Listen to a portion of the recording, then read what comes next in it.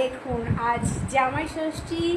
তো জামাই ষষ্ঠীর দিন আজ আমরা যাইনি, যেহেতু ইয়েতে বাপের বাড়িতে আমি যাইনি, তো জামাই শ্বশুর বাড়ি যাইনি, বাড়িতেই আয়োজন করা হয়েছে।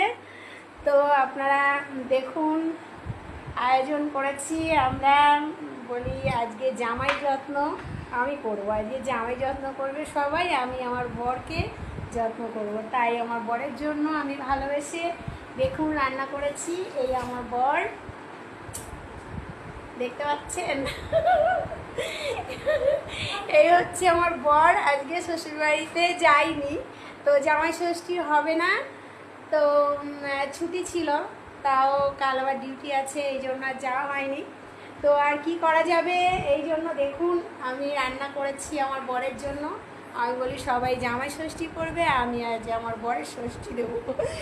তাই দেখুন আপনাদের কেমন লাগলো ভিডিওটা। সকাল থেকে খুব ব্যস্ত ছিলাম, শরীরটা কালকে খারাপ ছিল, বলেছিলাম ভিডিও করে। তো এই জন্য আজ সকাল থেকে রান্না করলাম, বাজার করলাম, করে তারপরে হচ্ছে রান্না বান্না করলাম এতক্ষণ ধরে। আর এই ফার্স্ট রানিং ছাড়বো এক্ষুনি ভিডিওটা আপনাদের দেখাবো বলে, না দেখিয়ে কিছু মানে এতটাই আমি খুশি হয়েছি যে না ভিডিওটা করে পারলাম না।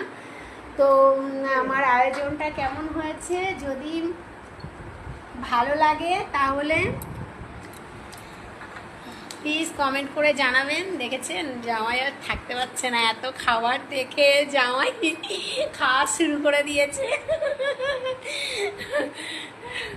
তো আমার বরকে সত্যিই আমি খুব খুশি হয়েছি, আমার বরকে এত আয়োজন করে খাওয়াতে পেরেছি, এই জন্য আমার খুব ভালো লাগছে। যেহেতু এই কাজটা আমার মায়ের কথা ছিল করার কিন্তু করতে পারিনি আমার মা, আমরা যেতে পারিনি, কেউই বারবার বলছিল যাওয়ার জন্য, আমরা যেতে পারিনি বলে বাড়িতেই আয়োজন করেছি খাওয়া দাওয়ার।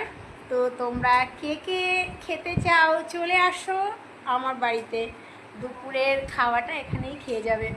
টাটা, বাই বাই, পরে আবার দেখা হবে অন্য ভিডিওয়।